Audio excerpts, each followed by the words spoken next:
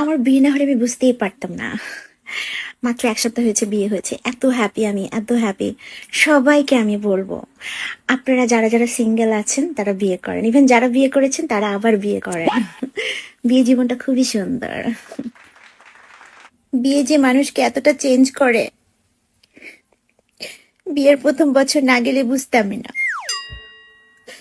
সবাইকে বিয়ের কথা বলছিলাম, কিন্তু এই একটা বছর যাওয়ার পর বুঝছি বিয়ে করা আর ফুলসিরাত পার করা সেম কথা। এত অ্যাডজাস্টমেন্ট, এত স্যাক্রিফাইস করতে করতে আমি শেষ হয়ে যাচ্ছে। এখন মনে হচ্ছে বিয়েটা আরো পরে করলে ভালো হতো।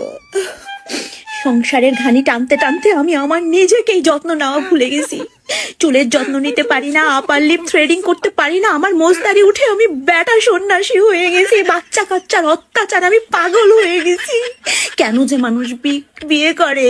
পাগলা কুত্তা কামড়ালে বিয়ে করে, আমার তো কোনো পাগলা কুত্তা কামড়াই নাই। এখন মনে হচ্ছে আমি কুত্তায় মানুষকে কামড়াই। আমাকে চেনা যাচ্ছে না, না? আমি সেই মেয়ে যে বিয়ের প্রথম সপ্তাহ যাওয়ার পরপরই আপনাদের খুব খুশু খুশু মার্কা মেসেজ দিছিলাম যে বিয়ে খুব সুন্দর, এই সেই, বিয়ে করেন বিয়ে করেন। অথচ 1 বছর যাওয়ার পর আমার নিজেরই প্যান প্যানানি শুরু হয়, আর 5 বছর যাওয়ার পর আমি পাগল হয়ে যাই। কিন্তু এখন আমি রুখে দাঁড়িয়েছি, আমি লড়বো, আমি নিজেকে গড়বো। অনেক সহ্য করেছি, আর না।